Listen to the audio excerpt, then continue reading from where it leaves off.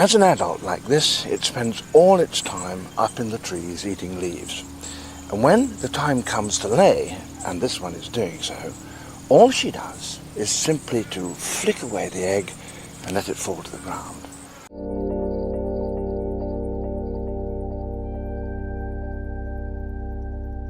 In the silence before the hum of wings and the whispers of forests, the earth was transforming.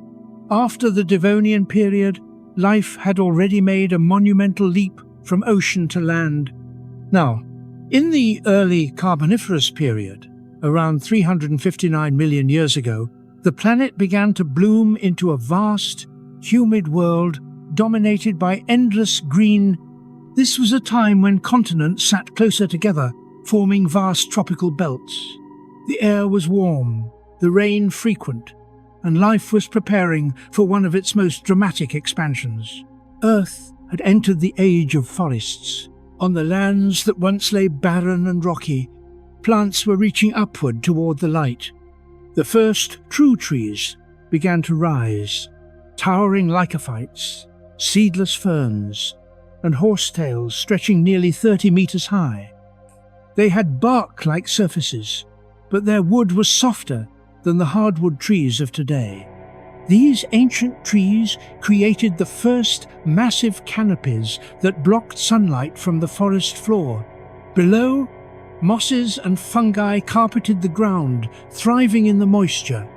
The air smelled of decay and new growth, a scent that defined this era. As these giant plants multiplied, they started to change the planet's atmosphere.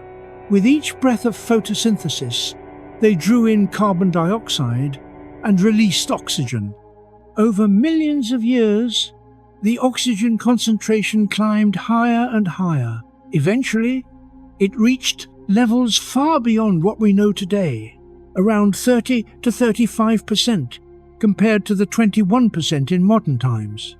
This surplus of oxygen would soon fuel the rise of creatures unlike anything the Earth had ever seen. But first came the foundations. In these dense, swampy forests, evolution was experimenting. Early arthropods, ancient relatives of today's insects, spiders, and centipedes, had already established themselves. They scuttled across rotting logs and leaves, feeding on decaying plant matter. For them, the oxygen-rich atmosphere was a blessing. Their simple breathing systems, a network of small tubes called trachea, could now supply oxygen deep into their bodies. The more oxygen in the air, the larger these creatures could grow. What began as small, harmless critters soon became colossal, armoured crawlers of the forest floor. The world was wet and warm, wrapped in an almost perpetual twilight beneath the dense canopy. Thunderstorms were constant, and lightning lit up the skies with raw energy. These storms fed the endless swamps that stretched across vast lowlands.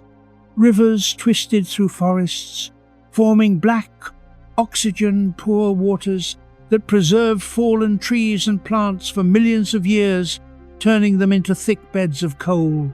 These forests were the coal factories of the future, building the fuel that would one day power human civilization.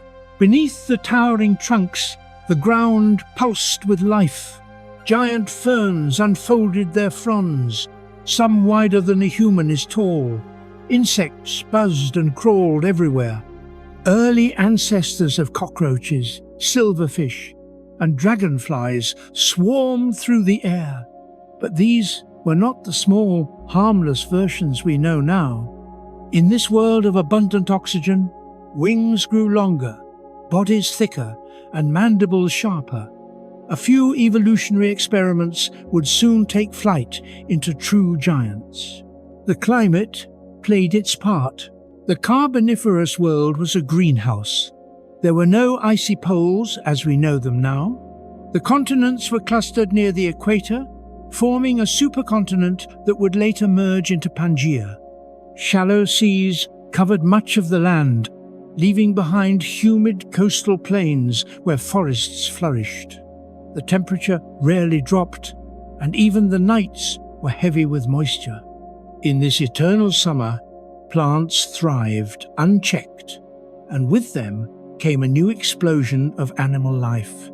The first creatures to truly dominate this new world were amphibians. They ruled the rivers, lakes, and swamps.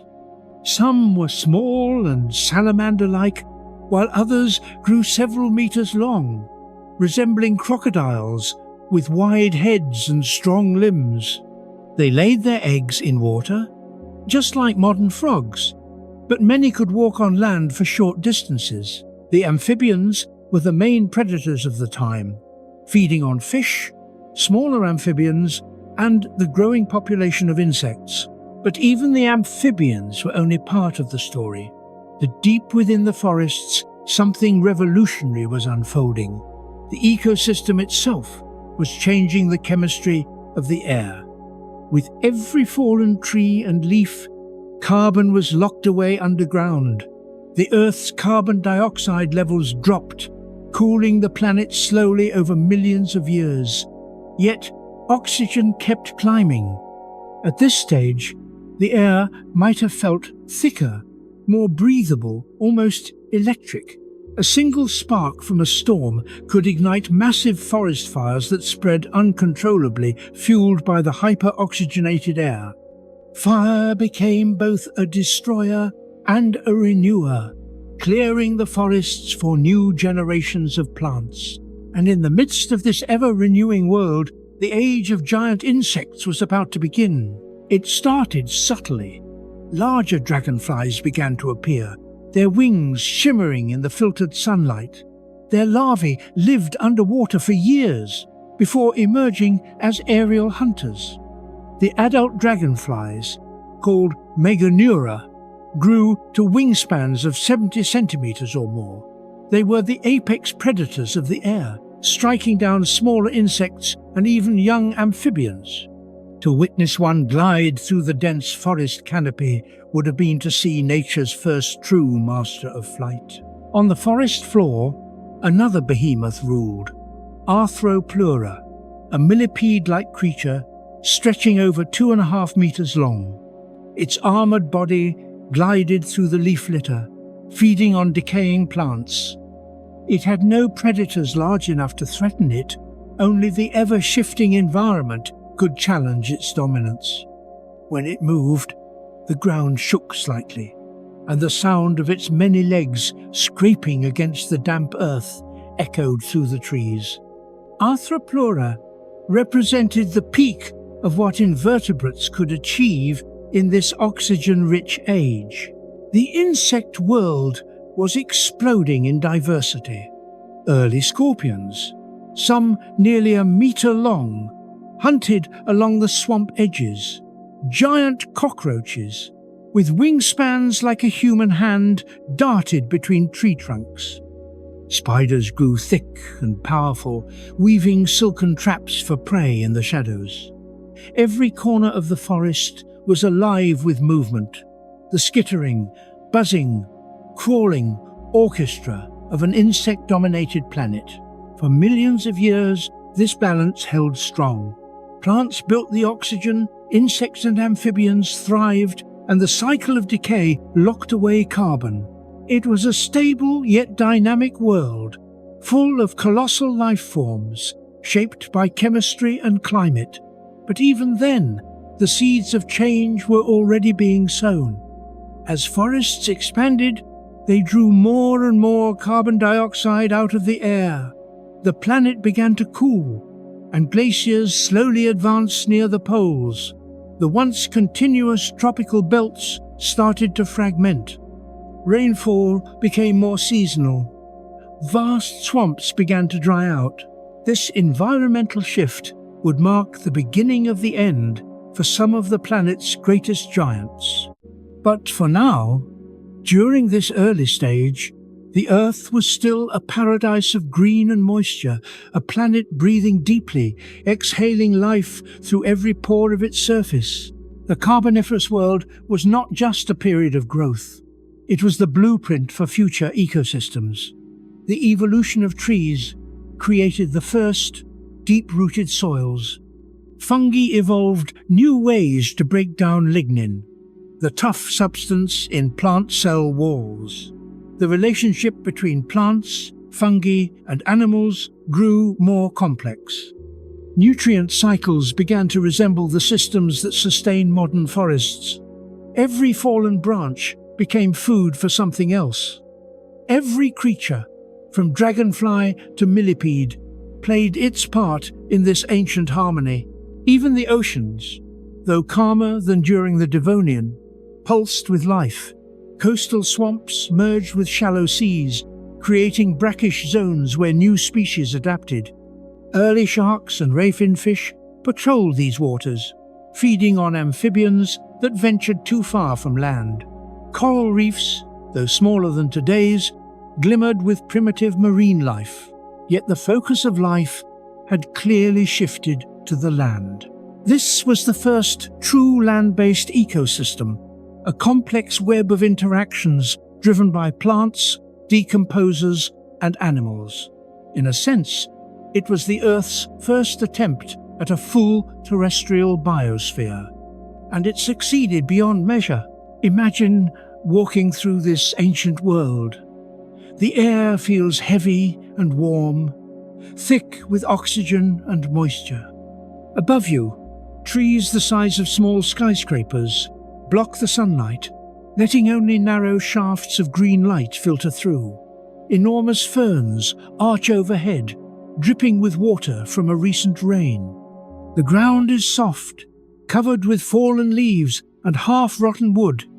Every few steps, something moves, a flash of wings, a ripple in the mud, the sudden skitter of countless legs. In the distance, you hear the slow crack of thunder, and the sky darkens with clouds. Lightning strikes, igniting a section of the forest, sending smoke spiraling upward. Yet the fire dies quickly, drowned by the endless rain that soon follows. The smell of smoke mixes with wet earth, the eternal perfume of the Carboniferous world. This was Earth before mammals, before dinosaurs, before even true reptiles had conquered the land. This was the planet's first great experiment with life on a massive scale, a world where chemistry itself dictated evolution. The rise of forests changed everything: the air, the weather, the land, even the future of life itself. The very coal that would one day fuel human machines was being laid down here, layer upon layer, as the swamps buried the remains of their fallen giants. The age of giant insects was not just about size. It was a story of adaptation, opportunity, and balance. Nature had found a way to use abundance to turn oxygen into dominance. The creatures of this era were not freak accidents. They were products of perfect environmental alignment.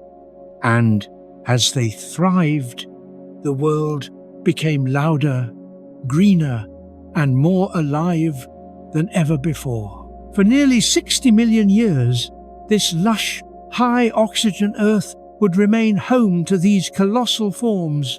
It was a golden age of stability and abundance. But as history has shown, nothing on Earth remains unchanged forever. The fall of the forests, the drying of the swamps, and the emergence of new animal lineages were on the horizon. Soon, reptiles would begin to spread across the land, and the dominance of amphibians and insects would be challenged.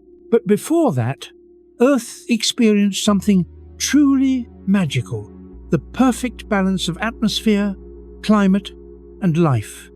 A time when the planet itself seemed to breathe deeply, nourishing a world so alien and yet so essential to what would come next. This was the birth of a green planet, the dawn of forests, the rise of oxygen, the prelude to the giants, a world built not by stone or fire, but by leaves, air, and time itself. The Carboniferous world was now fully alive. The forests stretched endlessly, a thick blanket of green that wrapped around the continents. From the tops of ancient trees to the dark swamp floors, every layer of this world pulsed with energy. It was a planet reshaped by oxygen, a world that breathed more deeply than at any other time in history. The air was nearly intoxicating, with oxygen levels climbing as high as 35%. Fires burned hotter, animals grew larger, and evolution accelerated in strange directions. Creatures that would suffocate in today's atmosphere flourished then. Insects, arthropods, and amphibians. Beings that had once been small and fragile, now evolved into towering, powerful forms. This was a world where the invisible elements of air itself became the architects of life. The forests were thick with colossal trees, lycopsids like lepidodendron and sigillaria, with trunks resembling scaled columns that could reach heights of 40 meters. They towered above, their roots spreading through waterlogged soil. Nearby, ferns and horsetails, some taller than a two-story house, filled the lower levels. Sunlight struggled to reach the ground. Beneath the canopy, a permanent dusk lingered, where shadows danced in the mist. And in this green gloom, life grew enormous. Oxygen had always been the key to insect survival. Their respiratory system was simple, a network of tubes that allowed oxygen to diffuse directly into their tissues. In our modern world, that system limits their size. Too large a body, and air simply cannot travel far enough inside. But in the Carboniferous, the air was rich, supercharged with oxygen. The atmosphere itself made it possible for insects to evolve beyond the limits of their physiology. And they did. Meganeura, the mighty dragonfly, dominated the skies. With a wingspan approaching 70 centimeters, it was a true aerial predator. Its transparent wings shimmered in the filtered sunlight, beating with a low hum as it glided over ancient swamps. Its eyes, compound and vast, could detect the slightest movement. When it struck, it did so with precision, snatching prey from the air or plucking smaller creatures from the water's surface. To the creatures of the time, Meganeura was terror in flight, but the dragonfly was only one of many giants. Arthropods, the massive millipede of the forest floor, stretched more than 2.5 meters in length. Its segmented armor glistened with moisture, reflecting the dim green light of the canopy. Each segment moved in rhythm, hundreds of legs, propelling it slowly through the muck and fallen leaves. It fed mostly on decaying plant matter, though few creatures dared to challenge it. Only the largest amphibians could even attempt an attack, and even they often retreated when faced with its sheer size and strength. The Carboniferous world was a land of extremes. With so much oxygen, lightning storms ignited the forests easily, wildfires spread rapidly, consuming vast swaths of vegetation. Yet the endless rain soon smothered the flames, allowing the forests to regrow. This cycle of fire and renewal continued for millions of years, shaping the ecosystems and leaving behind thick layers of organic material. Those layers would one day form the coal seams buried deep beneath the earth, the fossilized memory of this oxygen-fueled world. Beneath the surface, the swamps were just as alive. Amphibians thrived in the warm, shallow waters. Creatures like Eriops and Crassigyrinus hunted with patience, lurking just below the surface before striking at insects or smaller amphibians.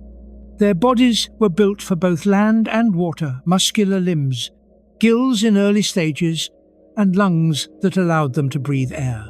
They were the first vertebrates to truly conquer the land, even if only partially.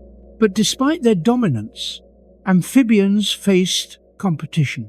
Giant insects ruled the air, while on the ground arthropods controlled the undergrowth. The balance of power was delicate. Each species had adapted to its own layer of this multi-leveled ecosystem: the canopy, the understory, the swamp, and the soil below. Everywhere, life thrived in abundance. Cockroaches, ancient ancestors of modern ones, were larger, faster, and far more diverse. Some reached lengths of 10 centimeters, darting across bark and leaves.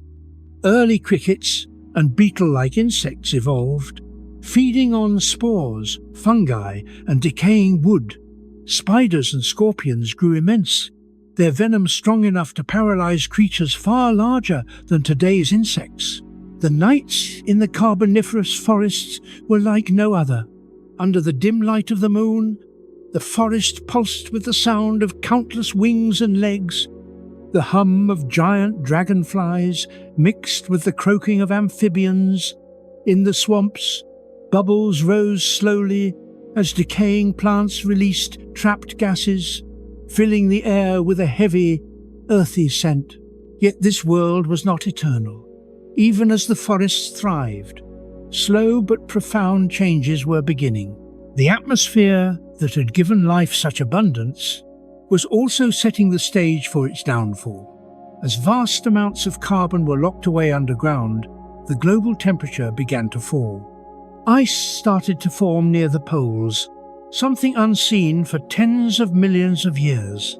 The climate, once stable and warm, began to cool. Rainfall patterns shifted, and the once continuous tropical forests began to fragment.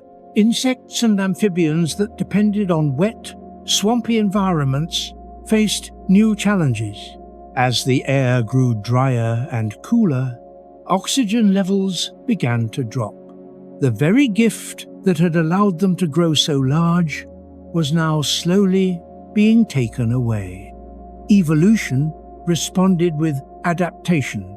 Smaller, more efficient species began to replace the giants, but that was still far ahead.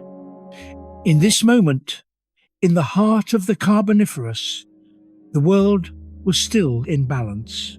The skies above were thick with flying giants. The forests below teemed with movement.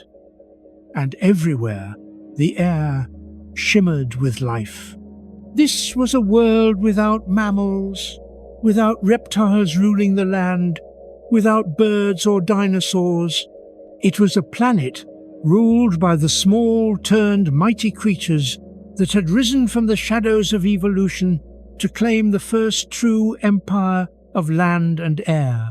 Even the colors of this ancient world were different. The light that filtered through the dense canopy gave everything a greenish hue. The skies were often tinted grey from humidity, and the nights glowed faintly under the mist. The buzzing of wings, the crackle of fire, and the croak of amphibians created a natural symphony that never ceased.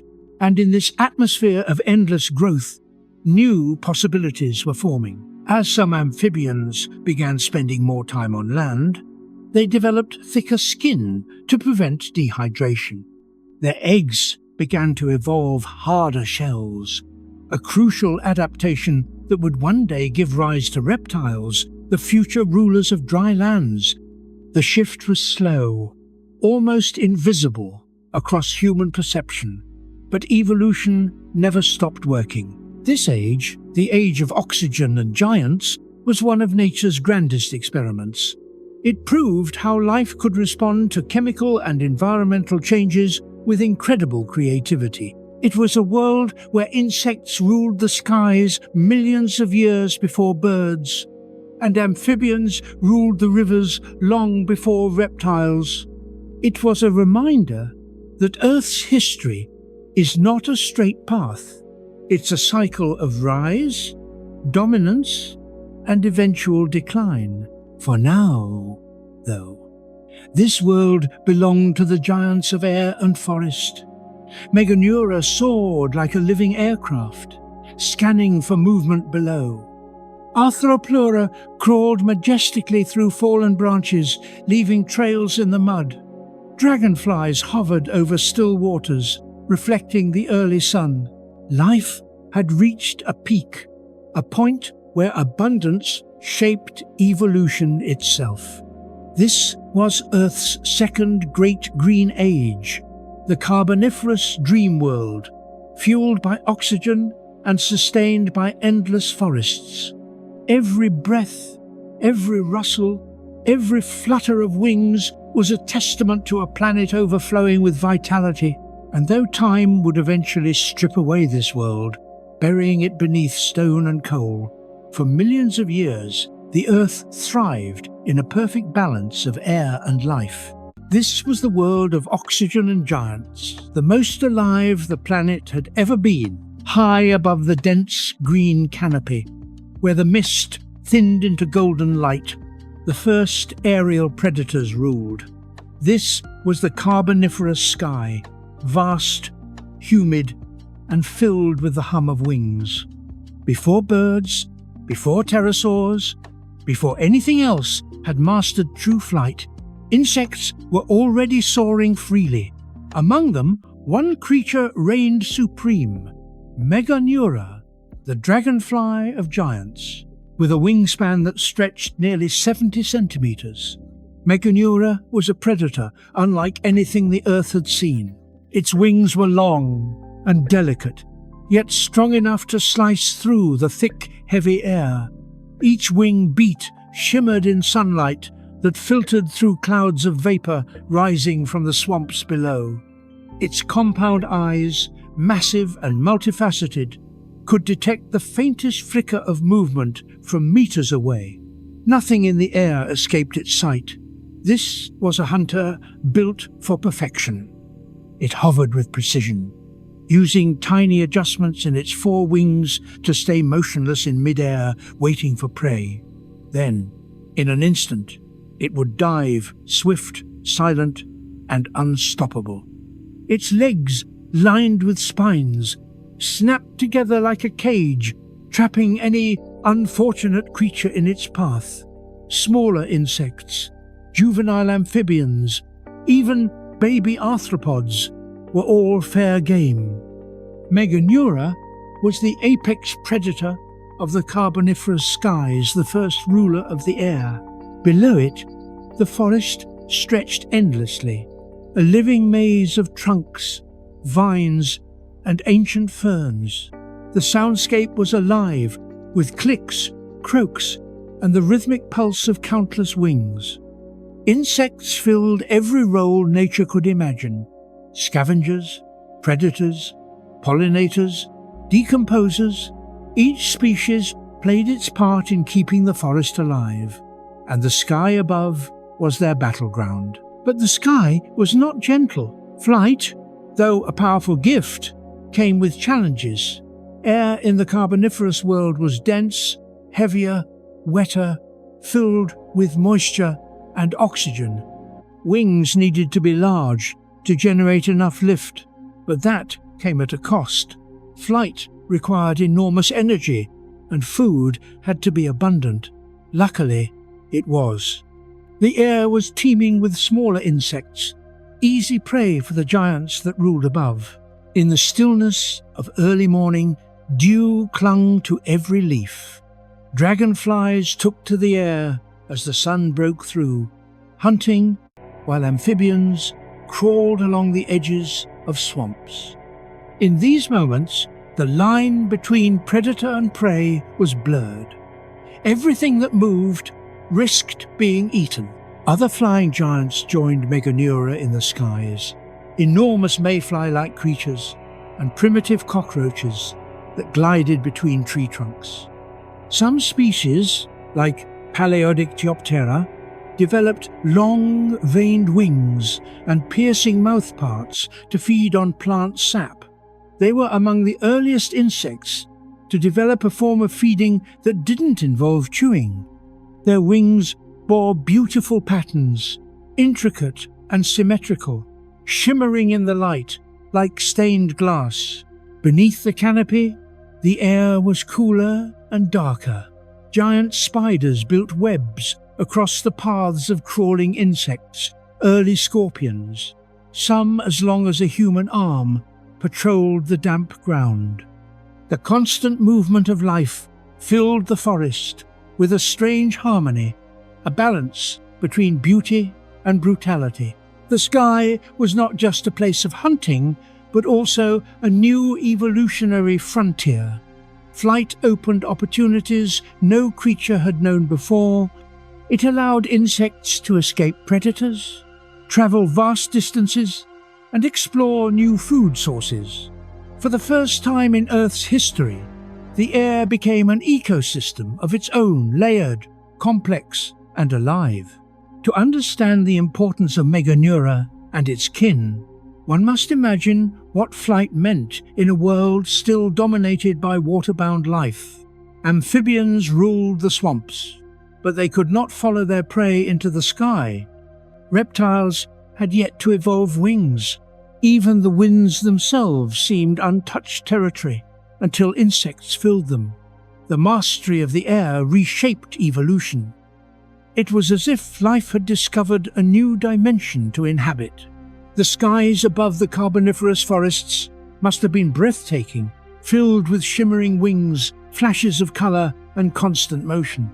Yet, it was also a deadly place. Every insect had to be perfectly adapted to survive. Wings had to be strong enough to cut through dense, moist air, but flexible enough to maneuver quickly. Eyes had to cover nearly every angle to detect both prey and predators. And every flight came with a risk. A wrong move could mean a crash into the swamp below, where amphibians waited eagerly. The larvae of these dragonflies, too, were deadly. They lived underwater, lurking in the mud and reeds, armed with extendable jaws that could shoot out and grab passing prey. For years, they remained hidden beneath the water's surface, growing slowly before finally emerging into the open air as adults. It was a life cycle both ancient and efficient, one that modern dragonflies still follow hundreds of millions of years later. As Meganeura soared through the sky, it was not just hunting, it was defining a new balance of power. Evolution had created a creature so perfectly tuned to its world that it remained unmatched in its niche for millions of years. Its dominance symbolized what oxygen and abundance could create. Life without restraint, powered by the very air it breathed. But the dragonfly was more than just a predator. It was a symbol of change. It represented the moment life truly expanded beyond the ground and water, claiming the last great frontier of its time, the atmosphere. When the sun set, the air cooled and the forest quieted. Only the soft rustle of wings remained. The Carboniferous night was a world of shadows and movement, where glowing fungi illuminated fallen logs and fireflies blinked faintly in the mist. The great dragonflies rested on tree trunks, their wings folded like blades. Below them, amphibians croaked from dark pools, and arthropods slid silently across the forest floor. From the highest canopy to the swamp's edge, everything was connected. The oxygen that fed the trees also gave power to the insects. The insects fed the amphibians. The amphibians fertilized the soil through their remains. The forest fed itself, endlessly cycling energy through growth and decay. And at the center of it all, Meganeura ruled the skies, the Carboniferous air's first true monarch. The world beneath its wings was still young, wild, and full of possibilities. In those humid skies, where the air itself seemed alive, evolution had reached one of its most beautiful creations. The age of flight had begun. This was the moment when the skies found their masters, when air became as alive as the land below. It was not just a new stage of evolution, but a revolution, the age when wings reshaped the destiny of life on Earth. And high above the green world, the dragonfly's shadow passed silently over the forest, a symbol of power, balance, and the endless creativity of a living planet. Beneath the shadow of towering trees, the Carboniferous world was a maze of green and black, a living labyrinth of swamps, rivers, and dense forests that stretched endlessly across the land. This was a time before flowers, before grass, before birdsong. Instead, the air was thick with humidity and the sounds of rustling leaves, croaking amphibians, and the constant hum of insects. The ground was soft, spongy, and alive, layered with fallen ferns and decomposing wood. These forests of giants were unlike anything the planet would ever see again. The dominant trees were lepidodendron and sigillaria, ancient relatives of today's club mosses. They were enormous, 30 to 40 meters tall, with trunks covered in diamond-shaped patterns that looked like scales. Their branches sprouted at the very top, forming umbrella-like crowns of long, narrow leaves. They reproduced not with seeds, but with spores, releasing clouds of them into the damp air. Every breath in the forest carried the faint dust of life, millions of spores drifting through the haze, settling on the moist ground where new life would begin. Beneath these green towers grew a second layer of vegetation, massive ferns and horsetails, some as tall as small trees. Their spiral fronds unfurled like ancient scrolls, capturing sunlight that filtered through the canopy. Vines crept along trunks, wrapping the giants in living ropes. Everywhere one looked, green dominated, an unbroken ocean of plant life, thriving in the heat and moisture. But beneath the beauty lay something darker. The forest floor was a world of decay. Fallen trees, half sunk into black mud, slowly rotted away under the work of fungi and microorganisms. The air was heavy with the smell of decomposition, rich, earthy, and almost sweet.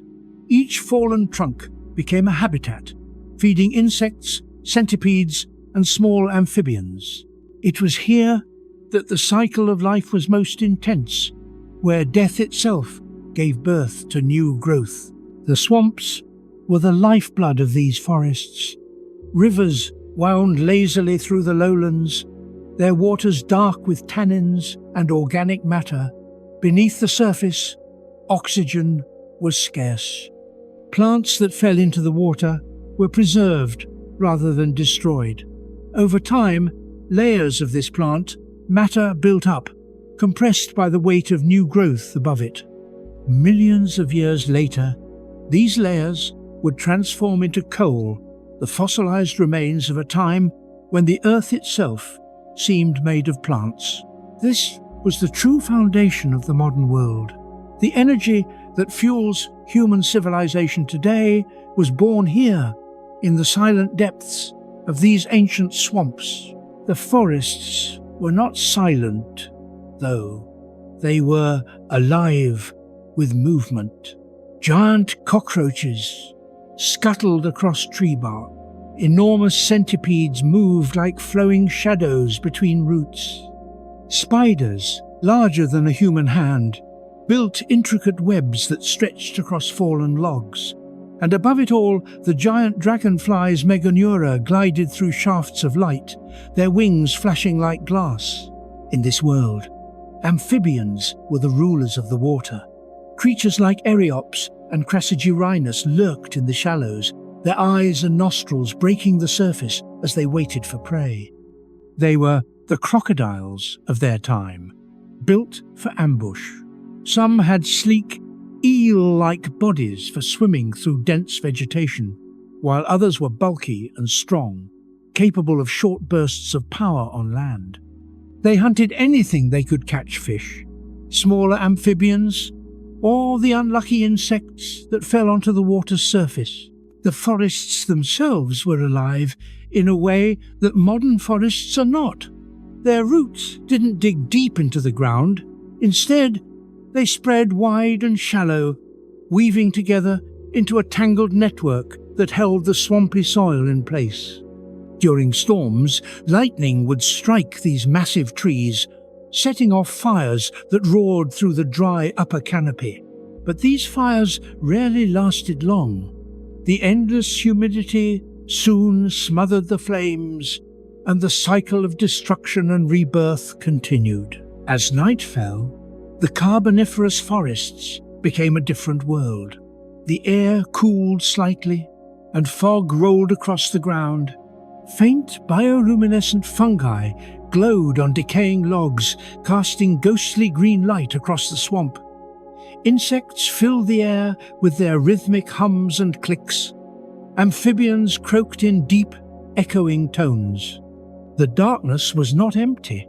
It was alive, vibrant, and endlessly shifting. These forests were more than ecosystems. They were engines of transformation. Every leaf that fell, every plant that died, every organism that decayed added to the buildup of carbon underground.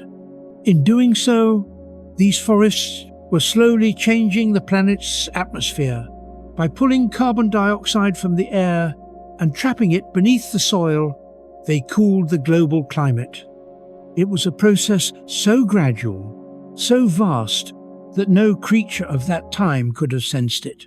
Yet, it would change everything. For now, though, the forests thrived. Amphibians were multiplying, insects were diversifying, and the oxygen-rich air gave life to forms both strange and magnificent. Even the smallest organisms played a role. Fungi evolved new ways to break down tough plant material, pioneering the recycling of carbon. This partnership between plants and fungi shaped the world for millions of years to come. To walk through these forests would have been to walk through another reality. Every step sank into wet earth. Giant trees loomed like pillars of a cathedral. Sunlight filtered through the canopy in shifting patterns. The ground hissed softly with the movements of unseen life. And somewhere in the distance, the loud, mechanical buzz of dragonfly wings echoed the sound of the world's first air hunter claiming its domain. The Carboniferous forests were the planet's first great experiment in large-scale terrestrial ecosystems. They were proof that life could build entire worlds.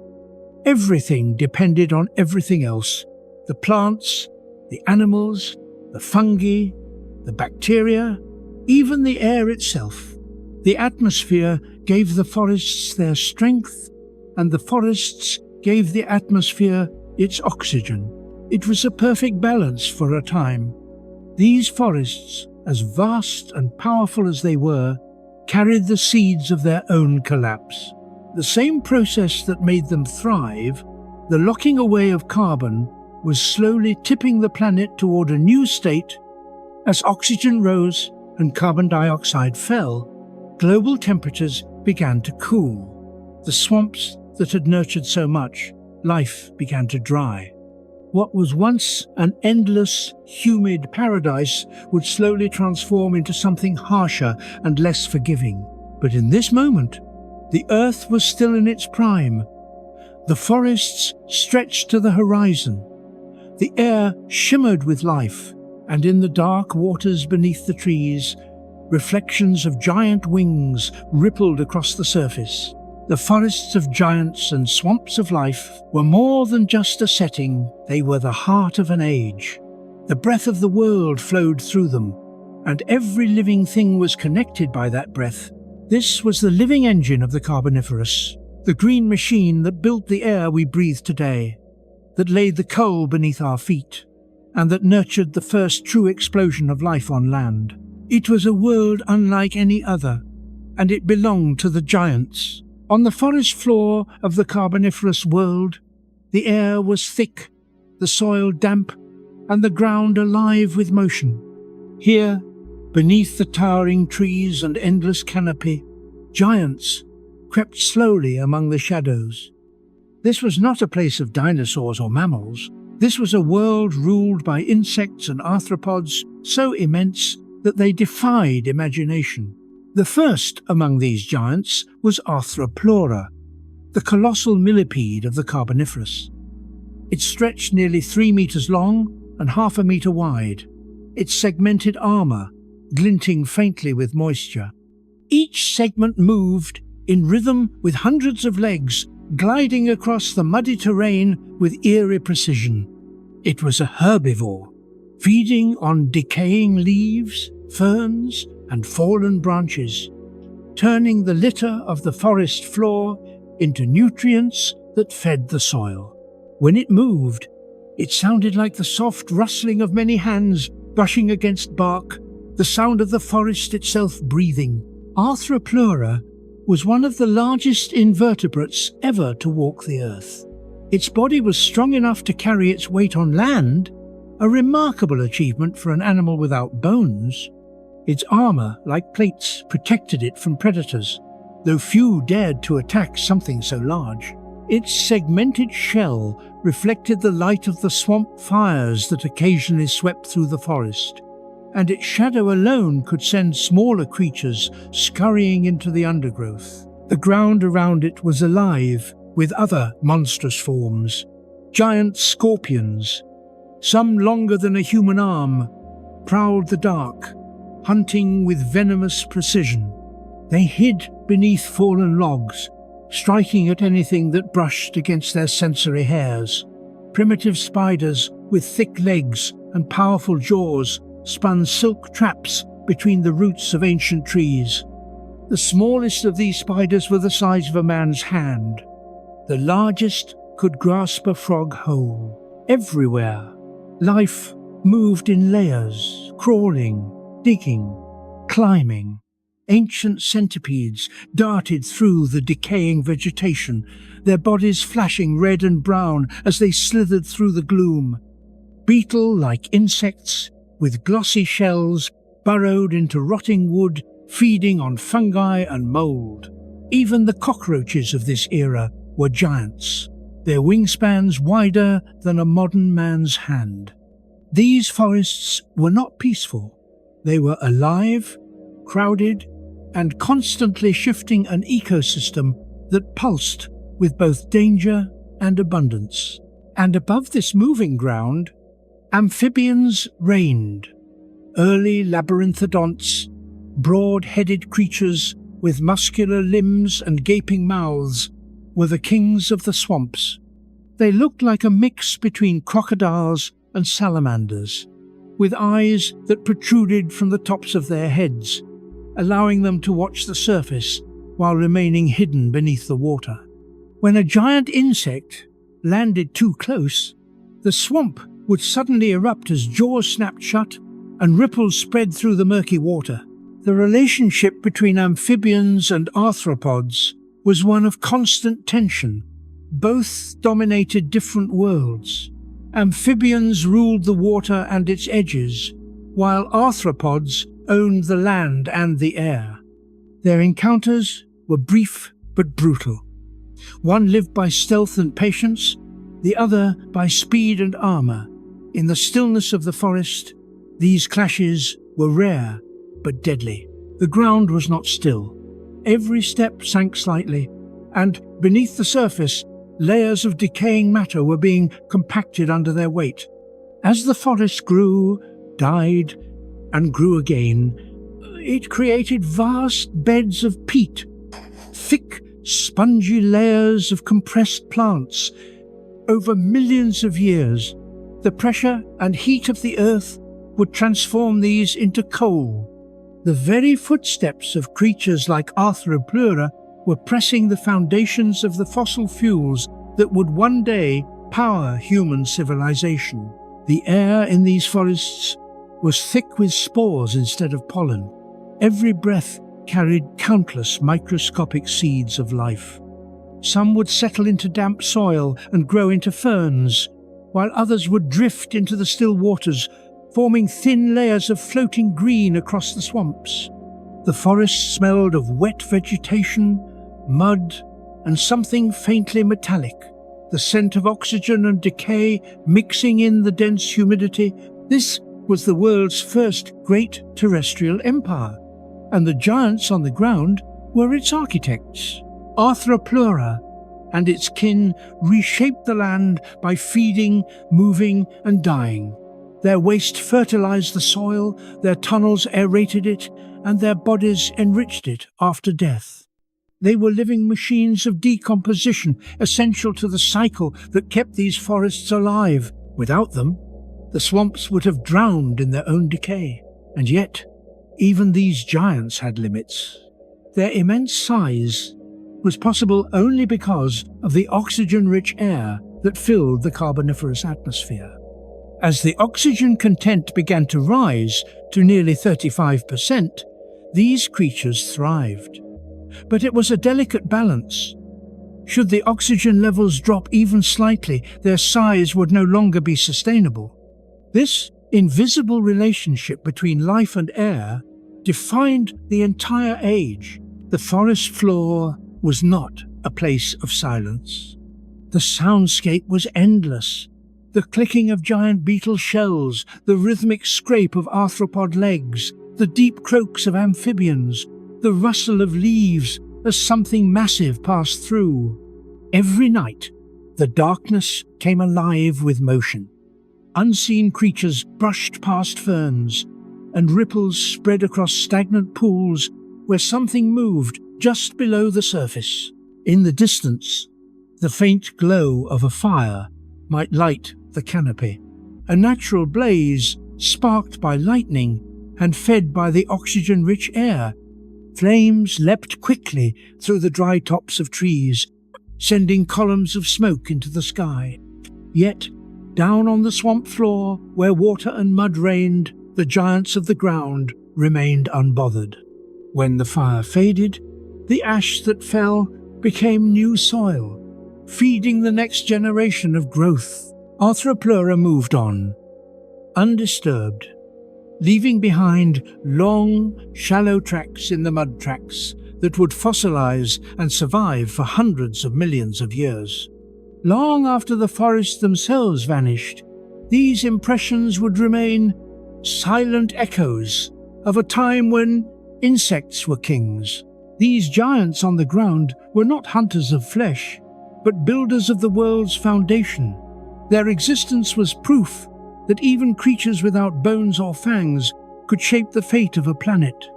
Their reign would last for tens of millions of years, until the forests that gave them life began to fade. But for now, the world belonged to them. The forest floor trembled beneath their weight, the swamps echoed with their movements, and the air shimmered with the pulse of their lives.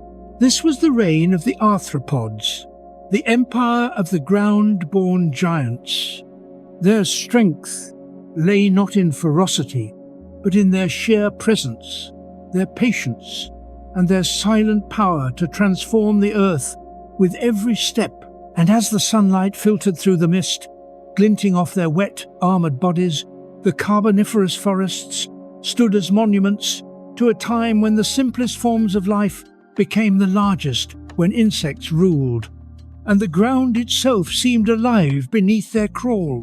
The swamps of the Carboniferous were vast and endless, and from their dark waters emerged a new kind of ruler, one that could live both in water and on land. This was the age of the amphibian empire. Before reptiles evolved to fully escape the confines of water, these creatures reigned supreme. They were the kings of the rivers, the hunters of the forests, and the bridge between the ancient aquatic world and the new terrestrial one. The amphibians of this time were nothing like the small, soft-bodied frogs and salamanders we know today. They were giants, both in size and design. Their bodies were thick and muscular, their jaws wide, their teeth sharp and conical. Their skin was slick with mucus to keep them from drying out, and their eyes sat high on their heads, giving them a crocodile-like appearance. When they rested half submerged in the swamp water, only their eyes and nostrils broke the surface, the rest of their bodies hidden beneath the murk, waiting for the perfect moment to strike. The most dominant among them were the labyrinthodonts, named for the complex, maze-like structure of their teeth. Species such as Eriops and Crassigyrinus ruled the wetlands. Eriops, one of the largest, grew over 2 meters long and weighed as much as a grown human. With its sprawling limbs and powerful tail, it could move both on land and through water, though its body was best suited for the swampy, half-submerged world in between. Its massive jaws could snap through the hard shells of insects and even crush small amphibians or reptiles. These creatures were opportunistic hunters, waiting patiently in ambush beneath the surface. When an unsuspecting insect or smaller creature drew near, they would explode into motion, jaws clamping down with brutal force. The splash would echo through the stillness of the forest, and then silence would return, the predator gone, its prey vanished beneath the rippling water. In the shallows, smaller amphibians like isopods wriggled through the mud, looking more like snakes than frogs. Their bodies were elongated, their limbs reduced or absent, perfect for slipping between roots and debris. Others, like Dendropeton, lived among the tangled roots of trees, hiding in burrows and feeding on insects that crept along the ground. Every pool, every riverbank, every fallen log had something living beneath or inside it. The amphibians were everywhere, climbing, swimming, waiting. The air around the swamps was filled with the deep guttural calls of these creatures. Their croaks and growls echoed across the still water, a primitive chorus that filled the humid night. In the distance, the soft hum of giant dragonflies drifted above the canopy, while closer to the water, the surface rippled as amphibians emerged to hunt. These animals were not only predators, they were survivors of change.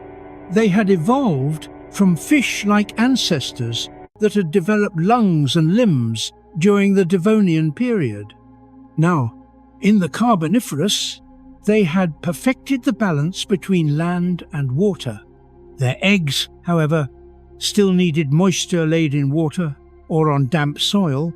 They hatched into aquatic larvae that resembled tadpoles, breathing through gills before developing lungs. It was a cycle that tied them eternally to the swamps. In the great oxygen-rich forests, amphibians found abundance. Insects and small arthropods were everywhere, easy prey for their snapping jaws. Some even ventured onto land to chase after them, using their muscular limbs to pull their heavy bodies forward. When they tired or dried out, they returned to the cool water, letting the swamp cradle them once again. As powerful as they were, the amphibians were not without rivals. In the air above, giant insects ruled. On the ground, the armored arthropods claimed dominance. But these amphibians sat at the center of it all, linking every ecosystem together. They ate insects, hunted smaller amphibians, and were themselves hunted by the few creatures bold enough to challenge them. They were both predators and prey, a crucial part of the cycle that defined the Carboniferous world. In many ways, the amphibian empire was the first true dynasty of vertebrate life on land. For millions of years, they reigned unchallenged. In their world, the rules were simple: strength, stealth, and adaptation. They breathed both air and water, lived in both realms, and ruled wherever they pleased. The landscape around them was an endless network of rivers, lagoons, and swamps. The water was dark and still, covered in floating plants and the occasional fallen branch. Every surface was alive with moss and fungus. Even the air seemed heavy, dense with oxygen and mist. Life was everywhere, from the canopy to the mud. As the ages passed, some amphibians began to change. In isolated, drier regions, new species evolved thicker skin and more efficient lungs, slowly freeing themselves from dependence on water. These were the first reptiles, small, lizard-like creatures that laid hard-shelled eggs. They could travel farther from the swamps, exploring new lands untouched by amphibians. It was the beginning of a shift in power, though few at the time could have sensed it. For now, however, the amphibians remained unchallenged. Their rule was complete. They were the first great conquerors of the land, the pioneers of terrestrial dominance. Their sleek, wet bodies glistened beneath the filtered sunlight as they glided through water or hauled themselves onto moss-covered banks. They were patient hunters, ancient survivors, and the living symbols of transition, the bridge between ocean and land. The amphibian empire represented evolution's grand experiment in adaptability. It was proof that life could move beyond its boundaries and thrive in new worlds. Though their reign would one day end, their descendants, the reptiles, the birds, the mammals, would carry their legacy forward into every corner of the planet. But in this moment, the amphibians were kings. Their croaks echoed through the misty forests, their movements stirred the still waters, and their shadows danced beneath the canopy. They ruled not through dominance alone, but through balance between land and water, between breath and silence, between the ancient and the new. This was the empire of the amphibians, the first dynasty of vertebrate power, born from the swamps of oxygen and life, destined to shape every creature that would follow. As the Carboniferous Period drew closer to its end, the balance that had sustained its lush forests and colossal life began to shift. For millions of years, the planet had thrived under a thick, oxygen-rich atmosphere. Forests stretched endlessly, insects grew to monstrous sizes, and amphibians ruled the swamps. But slowly, almost imperceptibly, the Earth began to change. The age of oxygen was collapsing, and the reign of the giants was nearing its twilight. It started with the climate. The Earth's continents were slowly drifting toward one another, merging into the early form of Pangaea. This supercontinent began to change how air and water moved across the planet. The once humid climate that had blanketed vast equatorial regions began to dry. Seasons grew more extreme, the endless rains became less frequent, and the swamps that had fueled the Carboniferous forests began to recede. As these swamps dried up, the towering lycophyte and fern trees began to die. Without constant moisture, their roots could no longer sustain them. Entire forests fell silent, their trunks collapsing into the mud. Where once stood vibrant green jungles, now stretched barren landscapes of decaying wood and dust.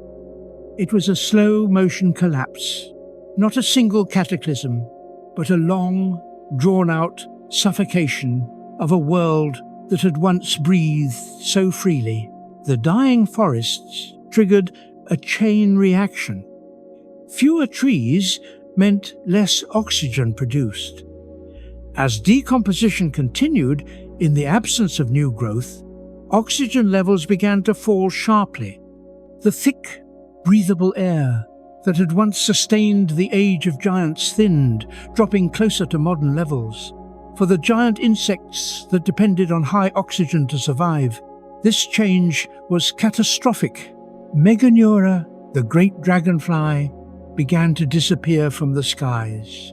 Its larvae, once abundant in swampy waters, struggled as pools dried and oxygen dropped. Fewer survived to adulthood, and those that did were smaller. The same fate struck arthropods, the massive millipede of the forest floor.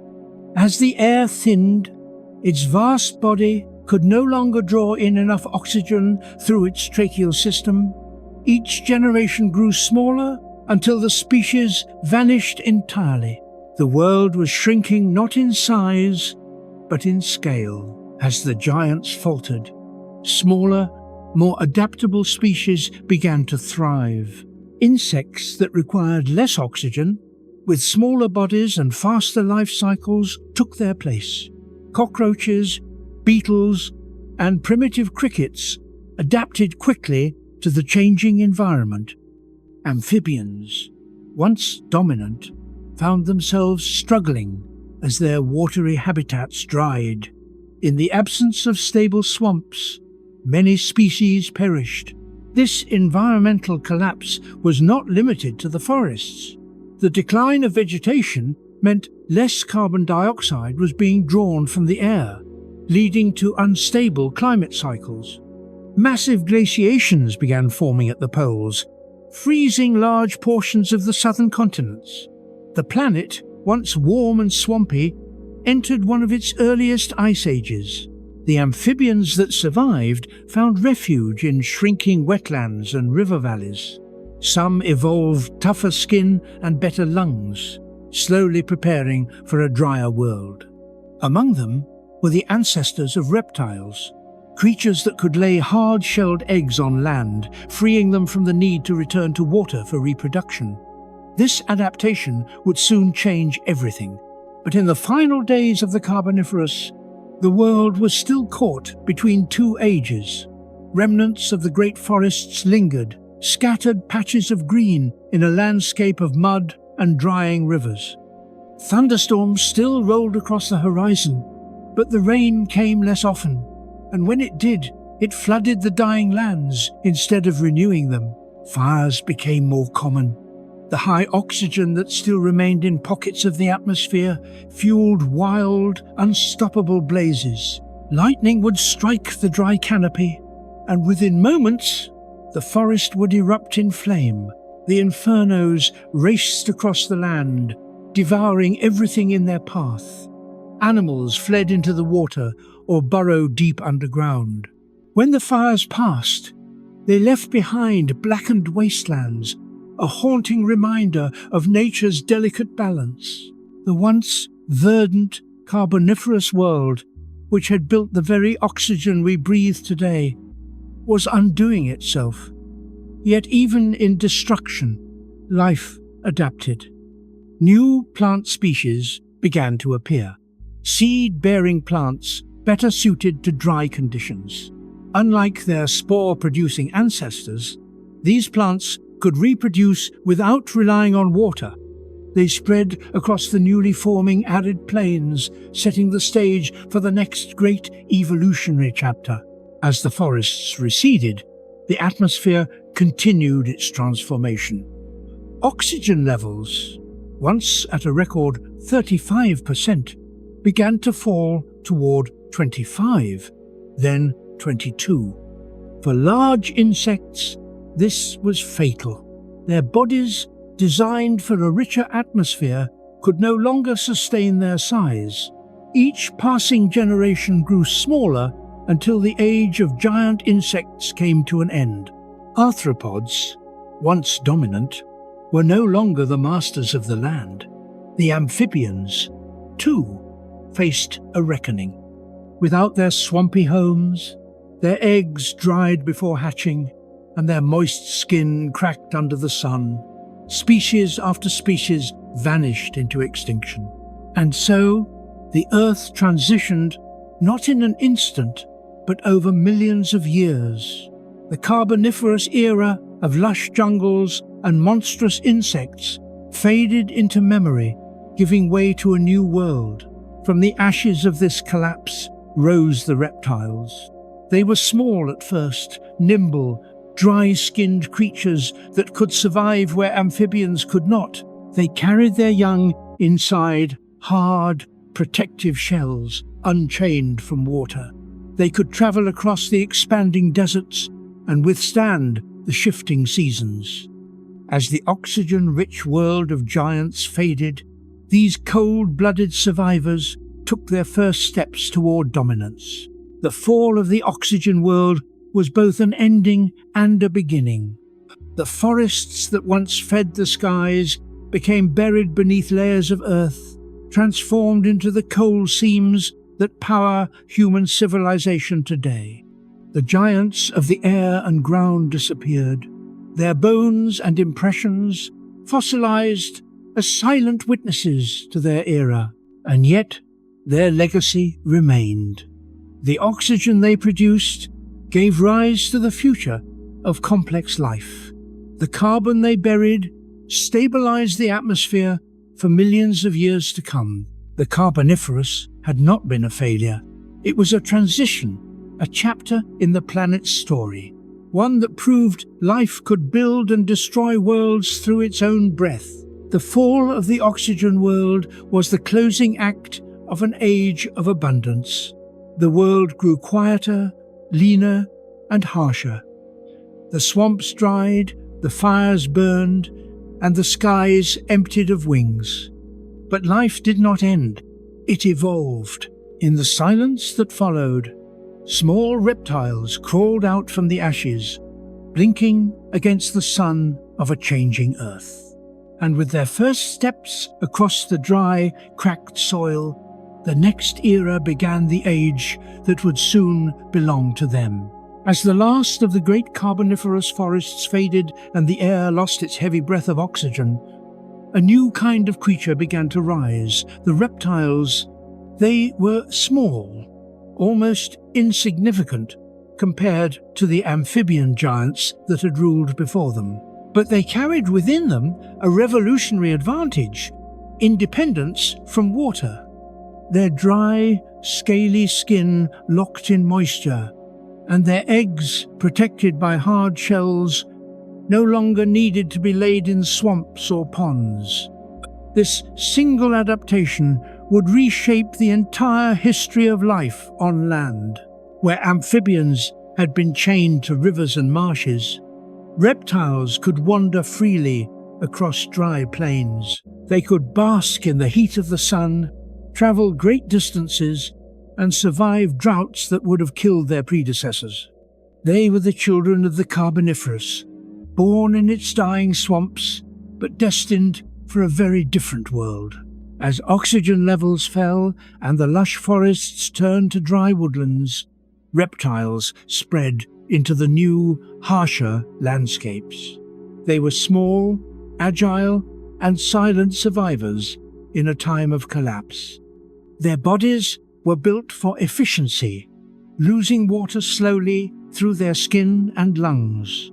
Their eggs, with leathery or calcified shells, held everything needed for a developing embryo: water, nutrients, and protection. No longer tied to standing water, reptiles laid their eggs in the sand under fallen logs, or hidden within dry ferns. These early reptiles, creatures like Hylonomus and Paleothyrus, looked similar to small lizards. Hylonomus, one of the earliest known reptiles, grew only 20 centimeters long. It lived among the decaying stumps of the old Carboniferous trees, hunting insects that scurried beneath the bark. Though tiny, it was the symbol of a new era, an animal perfectly suited to the drying, oxygen-thinning world. As the reptiles began to spread, the amphibians declined. The drying swamps left them stranded, and their soft, porous skin could not withstand the heat and drought. Their eggs shriveled before hatching, their bodies desiccated under the relentless sun. What had once been their empire now belonged to a new generation of survivors. In the changing forests, smaller insects adapted as well. Gone were the Meganeura and Arthropods. The age of giant insects had ended with the fall of high oxygen. But smaller insects like beetles, cockroaches, and early true bugs thrived. These creatures became the perfect prey for the growing reptile population. Nature was rebalancing itself, reshaping the food web to fit the new world. Beneath the drying skies, fire became a constant presence. Lightning storms swept across the land, setting vast stretches of dying forest ablaze. The air shimmered with heat as flames devoured the ancient trees that had once given life to the world. And yet, from the ashes, new forms of vegetation began to appear. Seed-bearing plants, ancestors of conifers and cycads. They were tougher, more resilient, designed for survival in arid climates. These new plants spread quickly, carpeting the dry landscapes with green where once only ferns and lycophytes had grown. They changed the air again, releasing oxygen more slowly, but enduring longer droughts. Life was no longer explosive and lush. It had become efficient and enduring. The reptiles thrived in this world. Their small size made them quick and adaptable. They learned to hunt the new insect life that filled the forests. Some grew larger, becoming predators that fed on smaller reptiles and amphibians. Others remained insectivores, darting among the roots and underbrush. It was during this time that evolution began to branch. Some reptiles evolved into synapsids, creatures with more advanced skulls and powerful jaws. These would eventually give rise to the first mammals. Others became diapsids, ancestors of the great reptilian dynasties that would one day produce dinosaurs, crocodiles, and birds. The Carboniferous world was gone, but its legacy endured in these survivors. The forests of the past had created the foundation for all that would come. The coal beds buried beneath the earth were the fossilized remains of those ancient trees, the stored energy of millions of years of sunlight. Above them, life moved forward, evolving into new forms that would dominate the Permian and beyond. As the new reptilian world unfolded, the atmosphere continued to stabilize. Oxygen levels settled near modern values, and the dense humidity of the Carboniferous gave way to clearer skies. The Earth's climate became more seasonal, with dry periods followed by bursts of rain. The endless green swamps were now replaced by forests of conifers and dry plains dotted with hardy plants. The amphibians that survived retreated to the remaining wetlands. They became smaller, less dominant, and more specialized. The days when they ruled the land were over.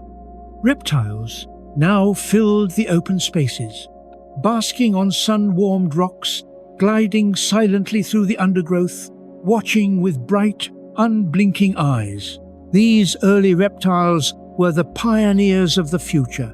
Their independence from water marked a turning point in evolution, a true liberation from the constraints of the past. Every breath they took, every step they made on dry ground, was a declaration that life had conquered yet another frontier, and with their rise came a new balance on Earth. The age of oxygen had ended, but a new age of adaptability had begun. The reptiles spread across Pangaea's forming landscapes, exploring its deserts, forests, and coasts.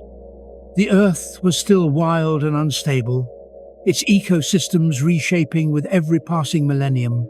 But in the midst of this change, evolution had chosen its next rulers.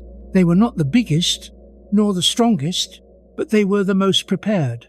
They could thrive in drought, endure heat, and adapt to scarcity. Their quiet persistence would carry them through the coming ages, through the Permian, and into the dawn of the dinosaurs. And so, as the last echoes of the age of giant insects faded into memory, the world shifted once more. The air grew lighter, the skies clearer, the forests quieter. And in that silence, under the warm light of a new sun, the reptiles, small, resilient, and determined, began their slow march toward dominance. The fall of one age had given birth to another. The era of amphibians and insects had ended, and in its place, the age of reptiles had begun a chapter that would shape the destiny of life for the next 200 million years. The age of the reptiles had only just begun, but the echoes of the Carboniferous world still lingered in the air, whispers of a time when oxygen itself had given rise to monsters. The once humid planet was now cooling and drying, and the creatures that had once ruled its swamps and skies were vanishing. The question that haunted this new world was simple. What had truly caused the giants to disappear? For millions of years, the Carboniferous balance had been perfect. The towering forests produced vast amounts of oxygen while trapping carbon deep underground. Life thrived in this chemical paradise, with insects and amphibians growing to impossible sizes. But nature's equilibrium is fragile, and even the smallest shift can tip the scales. Scientists believe that the decline of oxygen, once the planet's greatest gift, became the very force that ended the reign of the giants. The lush vegetation that covered the continents began to collapse as the climate cooled and the land dried. Without the vast swamp forests continuously releasing oxygen, the atmosphere slowly changed. Oxygen levels dropped from nearly 35% to about 25%, and later to near modern levels. For animals like Meganeura and Arthropods, this change was catastrophic. Their entire physiology had depended on an oxygen-rich world. Insects breathe through a system of tiny tubes called tracheae, which carry air directly into their bodies. When the atmosphere was thick with oxygen, it flowed easily through their systems, allowing them to grow massive. But as oxygen levels fell, their bodies could no longer sustain themselves. Their size became a burden. Wings could no longer lift their weight, and their internal organs could not absorb enough air to keep them alive.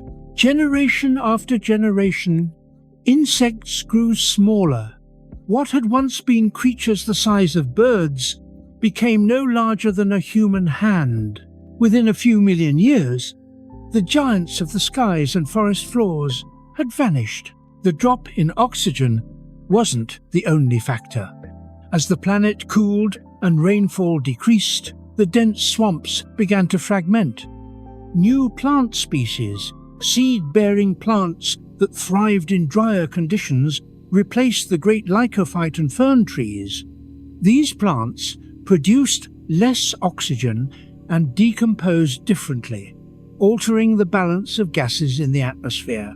The very forests that had created the Age of Giants were now gone, and with them, the stability that had sustained their world. The fall of the oxygen giants also marked the collapse of the Carboniferous ecosystems. Amphibians, which had dominated both land and water, were hit hard by the changing climate. Their eggs required moist environments, and as the swamps dried, their breeding grounds vanished. While some adapted and survived, many species went extinct. Predators, too, evolved to fill the changing world.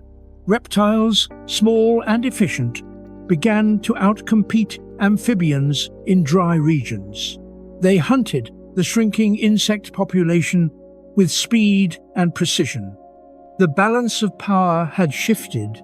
The heavy, oxygen-dependent giants of the past were being replaced by leaner, more adaptable species. Fossil evidence shows a striking pattern during this transition. In rock layers from the late Carboniferous and early Permian periods, insect fossils become smaller and less diverse. The giant wings of Meganeura disappear. The vast trackways left by Arthropods vanish from the mudstone. In their place appear footprints of reptiles, small, clawed impressions marking the spread of a new dynasty. The fall of the giants was not a sudden extinction, but a slow fading. Millions of years passed as their world unraveled, piece by piece. The air grew thinner, the fires more frequent, and the forests less dense. One by one, the creatures that had defined the Carboniferous succumbed to the new reality. Some scientists propose another theory, that the rise of new predators contributed to the fall of the giants.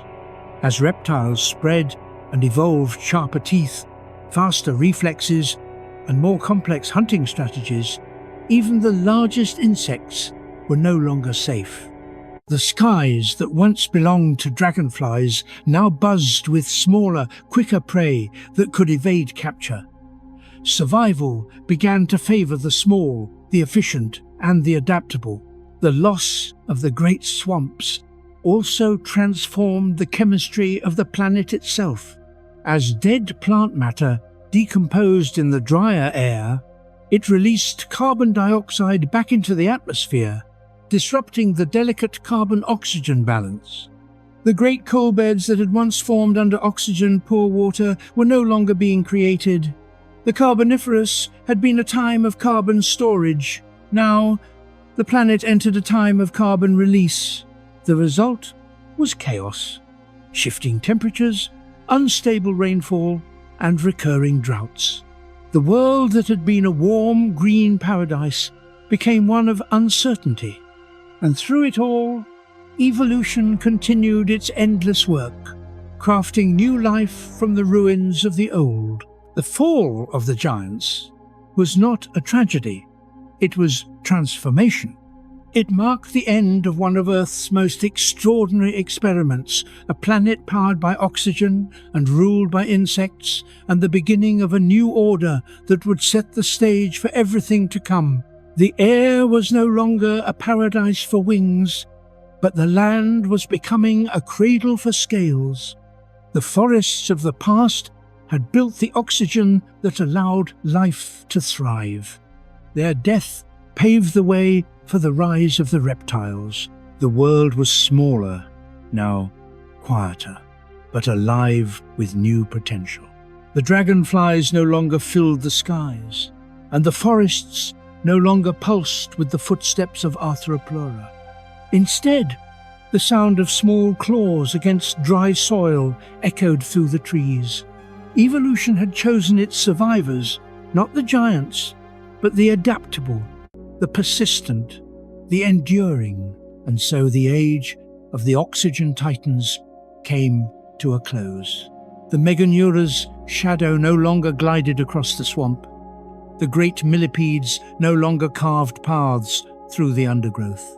The world had turned its page. The fall of the giants was the Earth's reminder that even the mightiest forms of life are bound by the invisible breath of the atmosphere, that what gives life can also take it away. And yet, from their ashes, the seeds of new empires were already germinating. Reptiles crept through the underbrush, their scales glistening in the new sunlight. They did not yet know it, but the world that had ended for the giants had just begun for them. The Carboniferous was over. The Permian was beginning. The age of oxygen was gone, and in its place, the age of survival had dawned.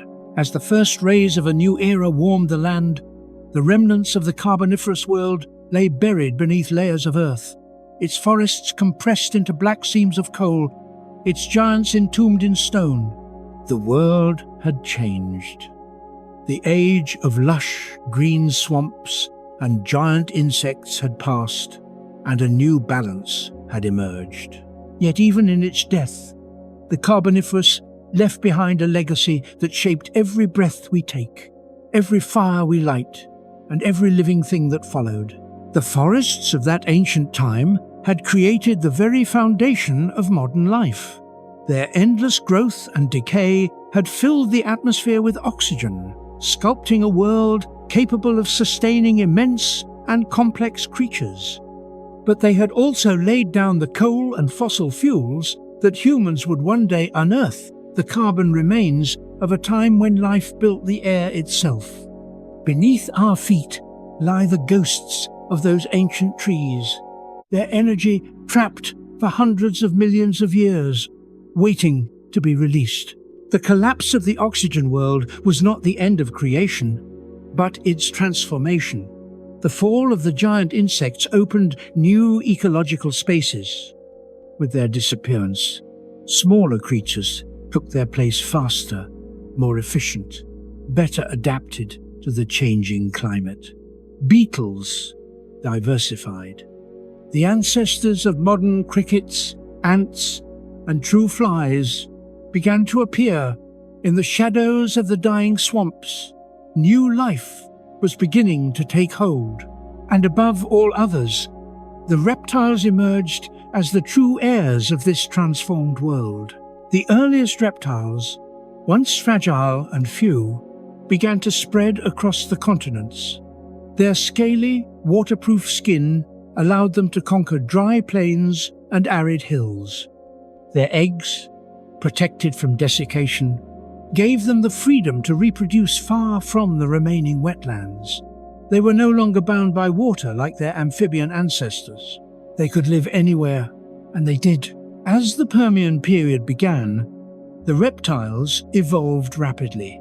Some remained small, agile insect hunters like Hylonomus. Others grew larger, taking on new shapes, early herbivores with sturdy legs and blunt teeth, and predators with long jaws and sharp claws. They began to dominate the ecosystems left empty by the extinction of the amphibian giants.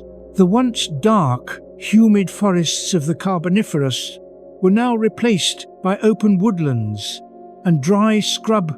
Conifers, seed ferns, and cycads took over where ferns and lycophytes had fallen.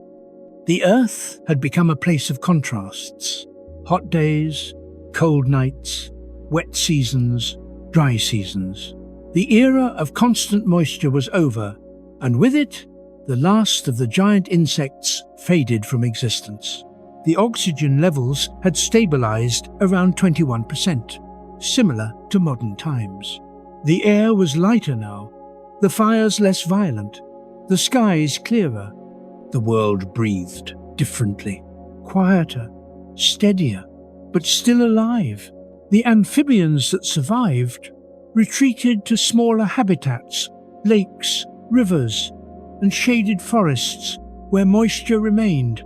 They no longer ruled the land, but became inhabitants of its edges. From their ranks would one day emerge frogs and salamanders, the last living echoes of the great labyrinthodonts that once ruled the swamps. But the story of the Carboniferous did not end in silence. Its legacy continued deep within the planet itself. Every fallen tree, every decaying fern, every buried forest became part of the geological memory of Earth. As millions of years passed, pressure and heat transformed these layers of organic matter into coal, oil, and natural gas, the fuels that would one day ignite a new revolution, one not of biology, but of civilization. In a sense, the fires that power modern cities are the final breath of the Carboniferous, the return of its trapped oxygen and carbon to the surface after hundreds of millions of years. Humanity burns the ghosts of those ancient forests, releasing into the air the same gases that once gave birth to giant insects and lush jungles. The age of coal was not only a geological event, it became a mirror of our own future. Without the Carboniferous, Earth might never have developed an oxygen-rich atmosphere capable of supporting complex life. Without its vast forests, there might have been no mammals, no dinosaurs, no humans. It was the age that built the stage for every act that followed. Even today, the fingerprints of that ancient era can be found everywhere. In the coal seams buried beneath continents, in the veins of oil deep beneath the oceans, in the oxygen that fills our lungs. Every breath we take carries the memory of that time when forests ruled the planet and insects grew to the size of birds. The world of the Carboniferous was not just a chapter in history. It was the blueprint for life's future. It showed that the planet itself could evolve. Not just its creatures, that air, land, and life were bound together in a single fragile web. And though its giants are long gone, their legacy is eternal. The dragonfly still flies, a miniature descendant of Meganeura. The millipede still crawls through the soil, echoing arthropods' ancient rhythm.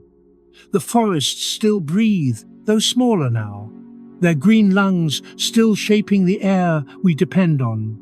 If one could stand in those long-lost swamps, beneath the towering trees and the thunderous wings of giant insects, it might feel like a dream, a world both alien and familiar. And in a way, that world still lives on, beneath our feet and within every living thing that draws breath. The age of the giant insects may have ended, but its spirit endures in every forest that grows, every creature that flies, and every flicker of life that depends on air.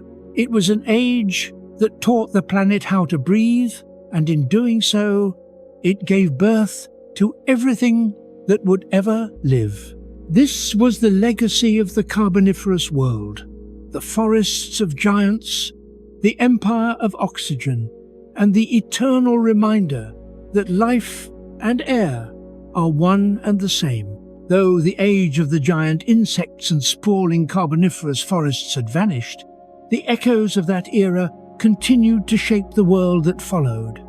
The Earth had entered the Perian period, a time of transformation, resilience, and renewal. The landscape was no longer drowned in swamp and mist, but stretched out into vast dry plains and rocky uplands beneath a harder, brighter sun.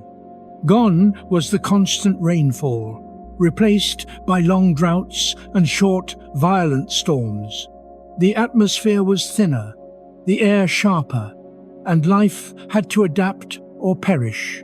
From the remnants of the oxygen world rose a new caste of survivors, creatures smaller, faster, and tougher than the giants before them. The amphibians that once ruled the waterways now clung to the margins of survival, seeking refuge in the remaining wetlands.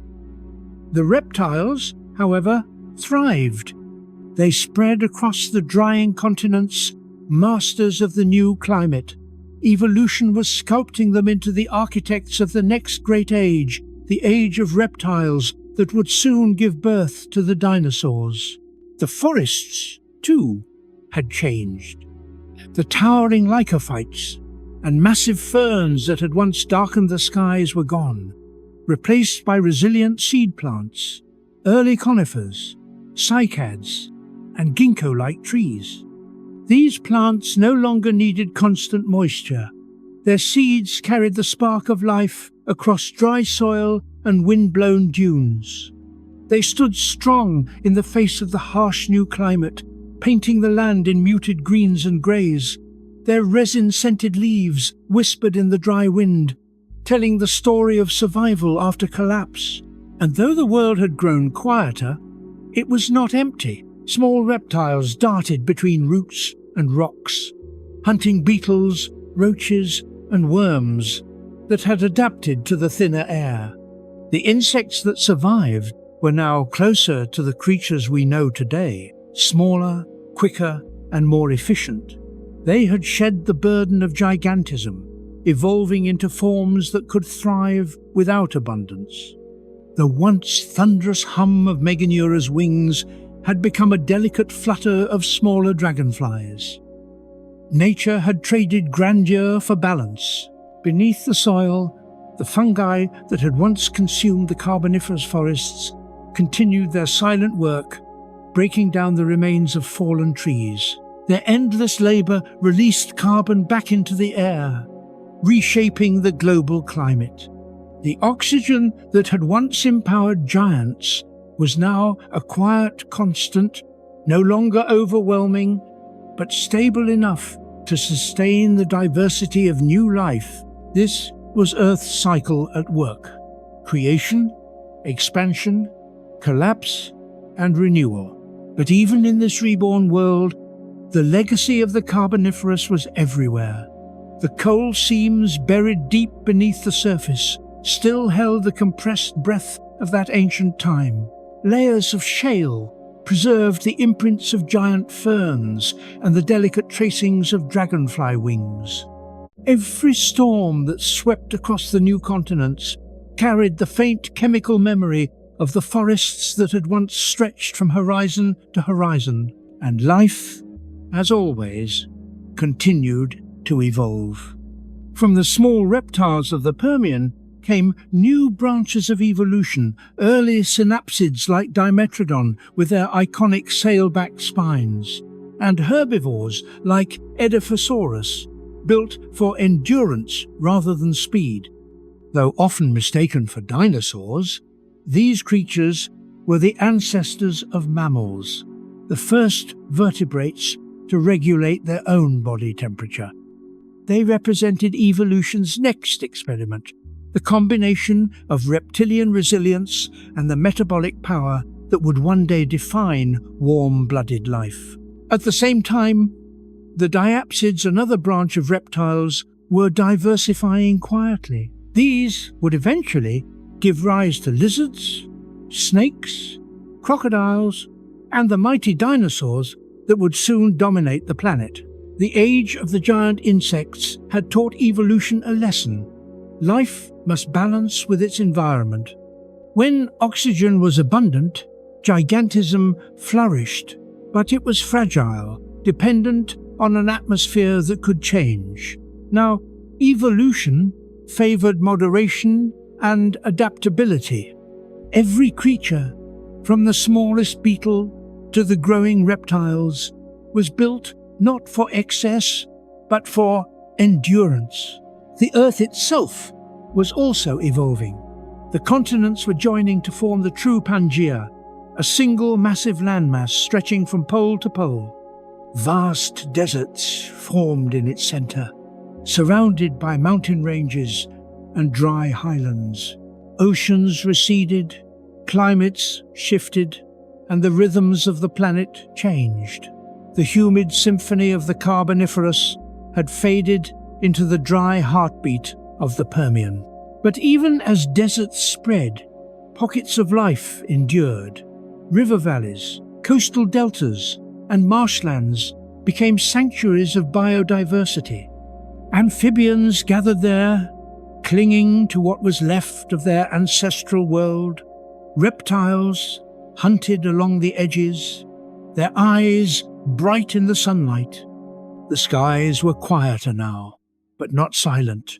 Dragonflies still danced above the water, and beetles still glimmered under the trees.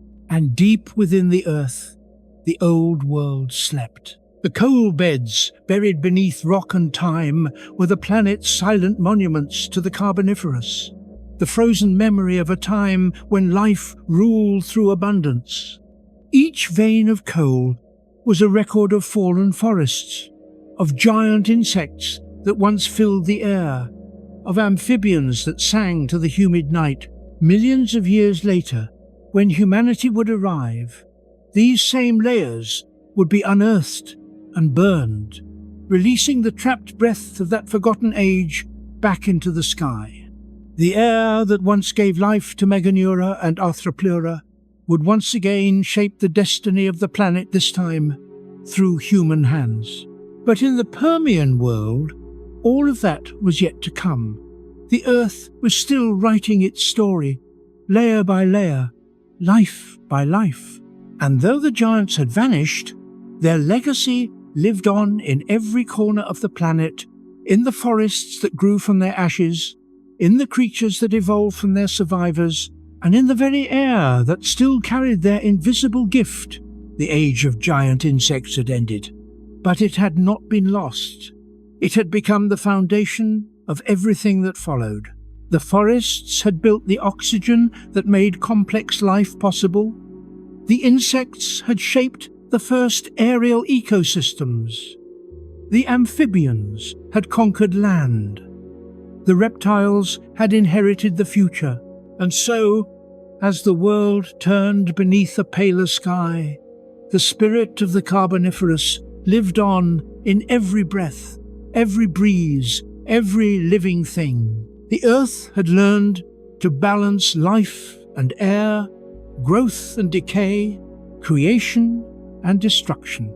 And from that balance, a new chapter had begun, one that would lead millions of years later to the dawn of the dinosaurs, and, much later still, to the age of humankind.